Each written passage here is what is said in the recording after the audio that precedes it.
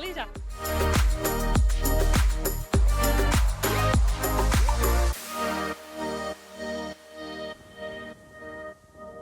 Ik ben mooi even voort. Even rabbels halen. En dan mag je er even op het dik staan en even om je heen zien. Even van de natuur genieten. Is dat wat verste prik? Het is, als ik rabbels hel, dan mag je er altijd even op het dik staan. En hoor ik wel eens een keer, dan shockte ik wel eens even. Vroeger weer wel eens zaken mensen heen hier, dan moest ik even naar de dikte en dan knapte ik er weer aardig van op. Dus zo kom ik hier geregeld even, ja. Wat is dat dan dat het zo lukt? De romte.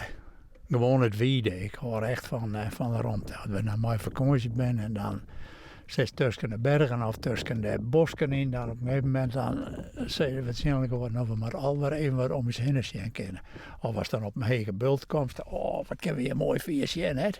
Nou, dat is gewoon de romte, die hebben we nodig eigenlijk. Daar komt het op tel. Even jaren, vogels ben er op de heden net zo vallen. Het is wat rustig, de skier ben ik aardig rustig. Dan hebben we het even mooi stiekem meer. Misschien wel de stilte van de storm? Nou, dat weet ik niet. Misschien van de buien van een beetje, dat wist je ook wel. Maar een mooie tong erbij, daar zit ik al lang op te wachten.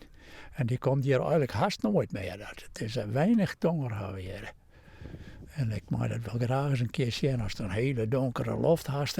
Hier over het water heen en dan die vallei achteruit, dat is prachtig mooi.